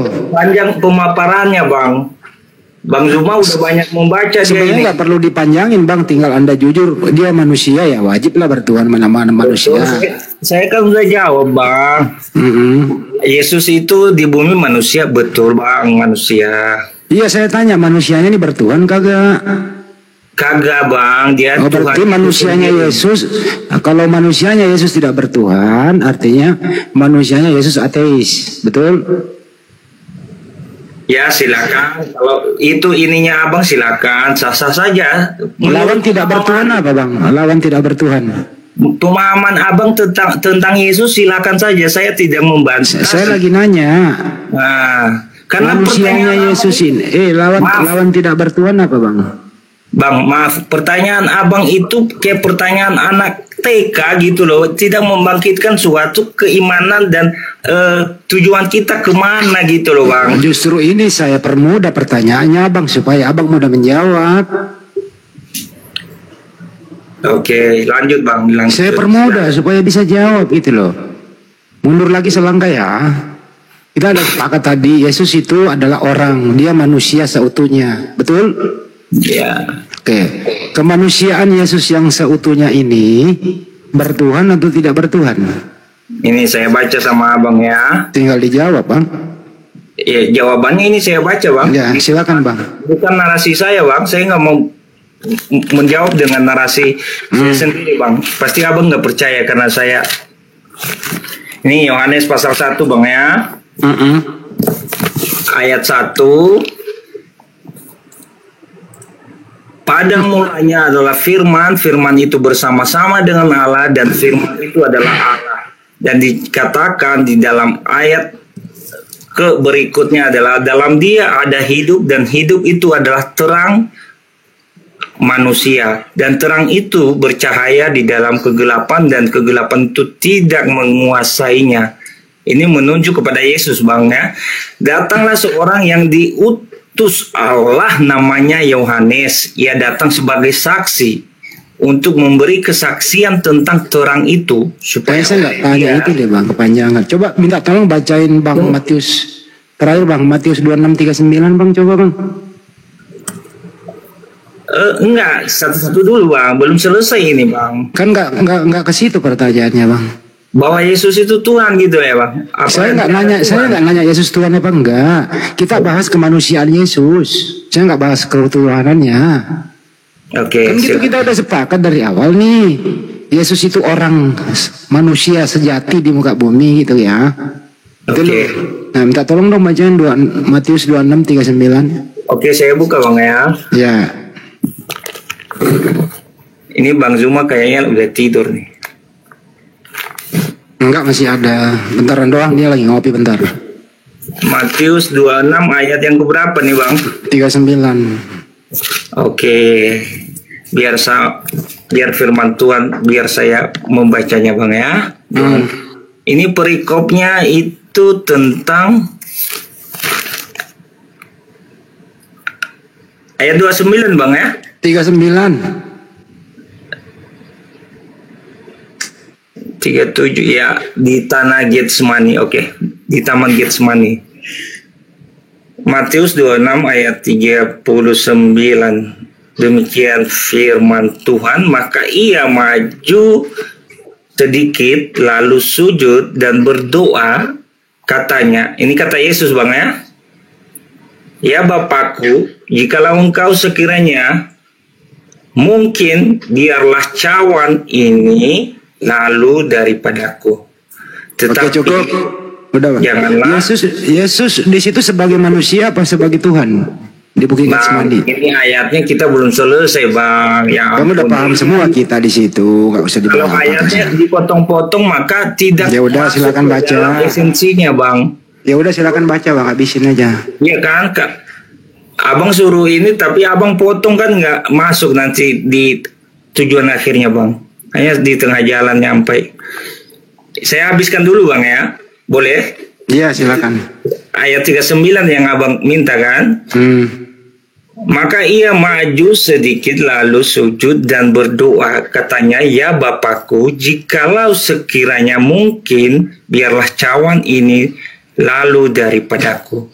Tetapi janganlah seperti yang ku kehendaki, melainkan seperti yang engkau kehendaki." Itu Bang, ayat 39 ya Bang. Silakan. Ya udah ya. Di sini Yesus lagi ngapain, Bang? Berdoa, Bang. Berdoa bagaimana cara berdoanya, Bang? Sujud kepada Bapaknya. Sujud. Ya. Waktu dia sujud itu berdoa kepada siapa, Bang? Kan udah ku bilang, Bang, sujud kepada Bapa di surga. Bapa, baik. Waktu Yesus sujud berdoa kepada Bapa itu, Yesus bertuhan atau tidak? Dia sujud kepada Bapaknya, bukan kepada Tuhannya.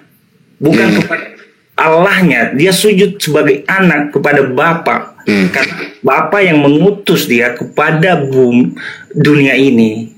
Yang mana yang Tuhan di sini, Bapa atau Yesus?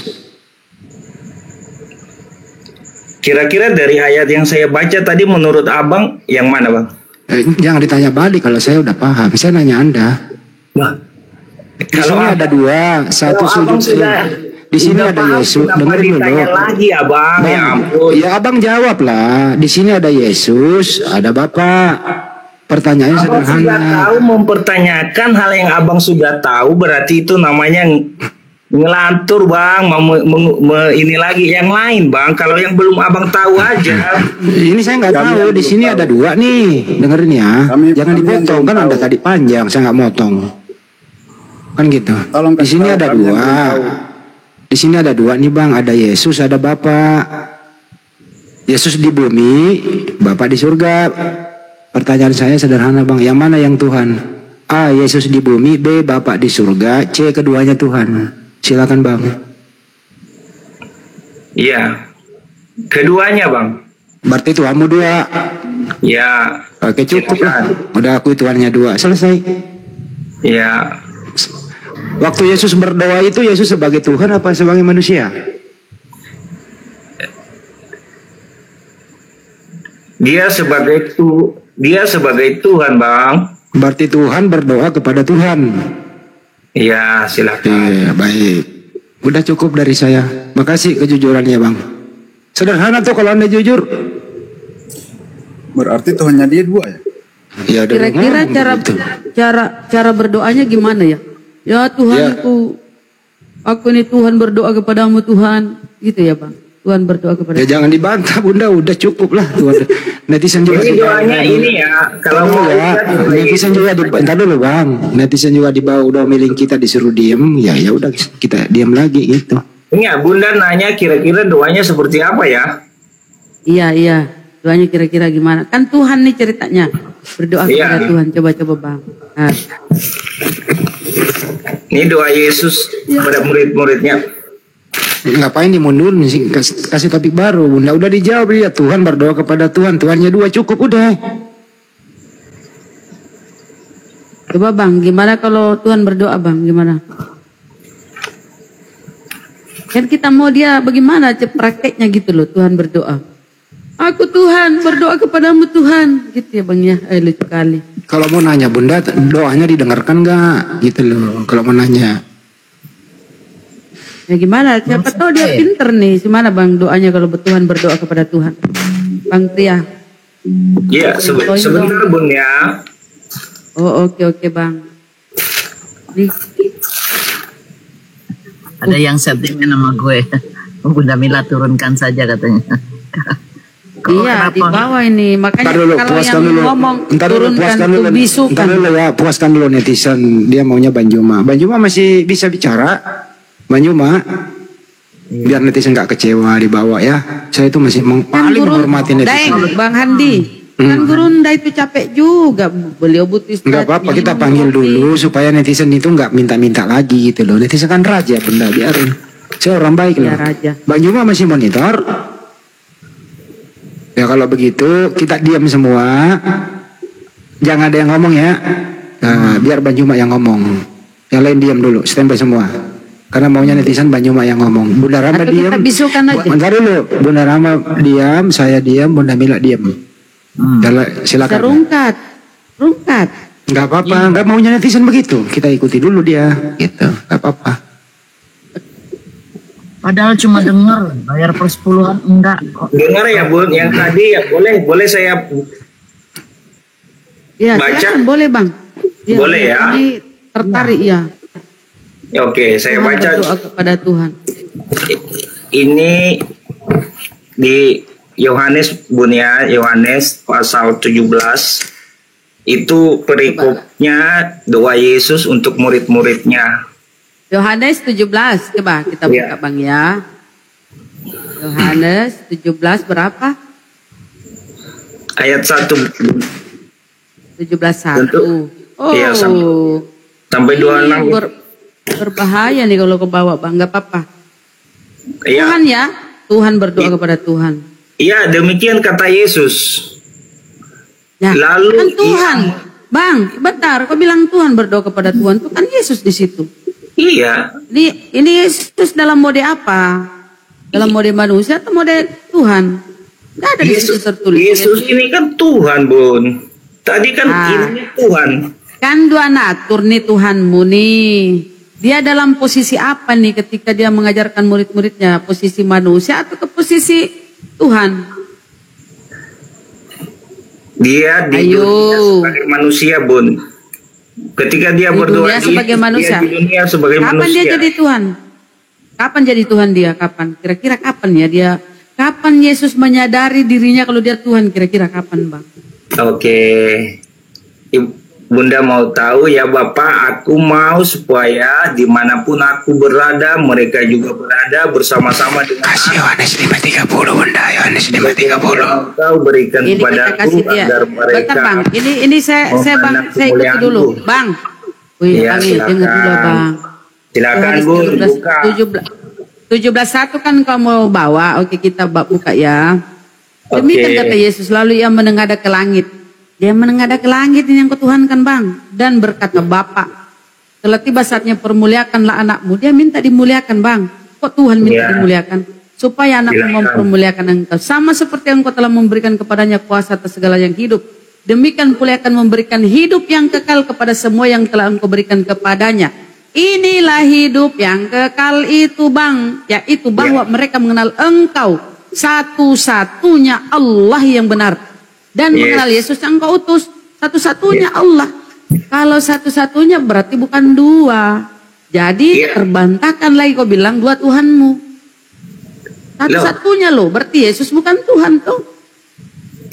Nah, apalagi satu-satunya Bun. Ini kan penerjemahan Bunda dari kitab yang Bunda baca, sah-sah saja saya pikir. Mau dirubah dia, itu dua-duanya Tuhan yang benar di situ. Mau dirubah. Jadi mengenai Yesus salahkan penerjemah yang telah engkau utus, kan ada di situ. Yang diutus oleh Allah siapa? Yesus kan? Oke, gini, mengenal Bang, engkau. Engkau satu-satunya Allah. Kalau satu-satunya anakmu, apakah anakmu dua kalau satu-satunya? Satu-satunya Allah yang benar dan mengenal Yesus Kristusnya, itu kan koma ya, mengenal. Benar ama nggak bisa bertanya pertanyaan di sini. Sabar Ki dulu, biar dulu ku tes otaknya nih orang. Iya, pertanyaannya di situ Yesus sebagai Tuhan atau sebagai utusan Tuhan? Ya kan sudah ku tanya dia, kan berkelit dia. Nah sekarang saya tanya Bang, menurut Yesus Allah itu satu-satunya atau ada dua-duanya? Nah, sesuai dengan ayat yang Bunda baca tadi, inilah hidup yang kekal itu, yaitu bahwa mereka mengenal engkau, satu-satunya Allah yang benar, dan mengenal Yesus Kristus yang telah engkau utus. Kira-kira pemahaman Bunda seperti apa dengan ayat ini? Satu-satunya Allah yang benar, koma kan? Itu satu poin. Satu-satunya berarti nggak ada duanya tuh.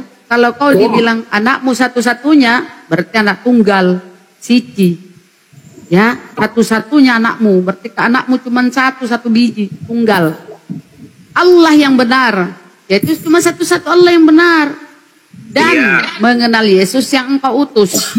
Jadi Yesus ini utusan. Di dalam Bibelmu tertulis, seorang utusan tidak lebih tinggi daripada yang mengutusnya. Perkataan Yesus ya di Bibelmu ya. Dan seorang hamba tidak lebih tinggi dari tuannya. Iya. Jadi nggak mungkin utusan dengan yang mengutus itu setara, sama. Nggak mungkin. Tuhan dengan hamba nggak mungkin sama. Kenapa sih sulit kali kalian membedakan ini? Memaksakan kali anak Maria ini Tuhan gitu loh. Oke, kita kalian ini, sebentar. Kamu ini bang, oten-oten ku tengok ini ya, melanggar kaidah berbahasa. Saya tanya, kecerdasanmu. Apakah menurutmu bang, Rasul itu adalah Tuhan? Tidak, Bun. Ini berarti kau cerdas, pintar kau. Ya, kau bisa membedakan Rasul dengan Tuhan. Kalau Rasul itu bukan Tuhan, Bun. Tidak, Bun. Coba kau baca Ibrani 31. Pandanglah kepada Rasul dan imam besar yang kita akui, yaitu Yesus Kristus. Ingat kata-katamu tadi, kau bilang Rasul itu bukan Tuhan. Di sini di Ibrani 31, Yesus adalah Rasul. Oke? Ya. Gimana? Kau mau rubah lagi? Kau mau jilat lagi ludahmu, kata-katamu kau mau jilat? Ya, itu merujuk ini Bunnya. Apalagi itu, inilah aku bilang kau ini 1 Korintus 14:10, oten botol karena Kristus. Kristus palsu. Inilah kau ini. Tadi kau sehat ketika aku bilang, apakah Rasul itu Tuhan? Tidak, Bun. Sehat kau. Ya kan? Otakmu normal. Sekalinya menyangkut nama Yesus, tiba-tiba kau on. Jatuh kepada 1 Korintus 14:10. Oten botol karena Kristus palsu. Inilah kalian. 1 Korintus 14 itu dibaca semua, Bun. Iya, poinnya di situ kan 1 Korintus oten. Kami kan di situ kalian tuh murid-murid si pengikut Paulus. Kami botol karena Kristus. Kalian bijak karena itu kan gitu poinnya di situ kalian. Jadi itu bukti loh, bukti tadi bahwa ketika saya berkata, apakah Rasul itu Tuhan? Anda sehat. Bukan, Bun. Tidak, kan? Tapi ketika aku bawa nama Yesus, tiba-tiba kalian jadi botol. Lupa ingatan. Ibrani 3:1, pandanglah kepada imam besar, pandanglah kepada Rasul dan imam besar yang kita akui, yaitu Yesus Kristus. Tiba-tiba Anda bilang, itu beda. Oh, Mama Eko ini benar-benar deh, noten-noten. Semua data-data di Bibelmu kau bantah. Kau bantah, ya kau ingkari kaidah berbahasa Indonesia yang baik dan benar. Kau nggak bisa membedakan nabi, rasul, utusan, Mesias. Nggak bisa, kau buta memahami itu. Padahal di dalam Bibelmu itu ada tertulis Yesus hamba, Yesus Mesias, Yesus rasul, ya kan? Terus Yesus Tuhan di mana di Bibelmu itu? Kau imani dia Tuhan. Bahkan kau pun mengatakan dua Tuhanmu. Konyol kali kau ini. 1 Korintus 14:10 itu poinnya. Kalian botol karena Kristus. Membuang akal sehat. Padahal dari jam berapa tadi kau diedukasi oleh guru kami ya. Tapi otakmu itu nggak nyambung. Kau matikan akalmu. Kau tabrak semua kaidah-kaidah berbahasa yang benar. Udah dan tadi 17:3. Mengenal engkau satu-satunya Allah yang benar. Kau masih langgar lagi. Berkamuflase kau sana kemari. Persis kau ini si penyesat yang datang kepada si Paulus. Ya kan? Lihat kalian. Pantas Paulus mengatakan yang dia Tuhankan itu, yang kalian Tuhankan itu terkutuk. Ya, sibilisis. Karena kalian tersesat, disesatkan semua. Miliaran orang disesatkan. Sampai kalian itu jadi orang-orang yang buta akal. Buta hati, buta akal, matikan akal kalian. Bukti tadi, Rasul itu kalian masih sehat. Selama tidak menyangkut kepada Kristus palsu. Tapi kalau sudah menyangkut kepada Kristus palsu, jadi hilang ingatan. Fakta loh, makanya ku tes kecerdasanmu. Ternyata kalian memang botol. Silakan lanjut. Iya, mantap, Bun. Itu data, bro. Kita buktikan. Cuman saran saya Bu, kalau mau baca ayat kayak yang Bunda baca itu tadi 1 Korintus ayat 14 itu, ya itu Ibrani 31 Bang. Ibrani 31 menandakan kau botol demi Kristus palsu. Dan saya tanya kau, apakah Rasul itu Tuhan? Kau bilang tidak, Bun, bukan. Sehat kau kan? Sehat. Sehat walafiat, kau kepalamu kan normal. Tiba-tiba kalau kita sudah bawa nama Mesias Kristus palsu, oh hilang ingatan, jadi botol. Inilah 1 Korintus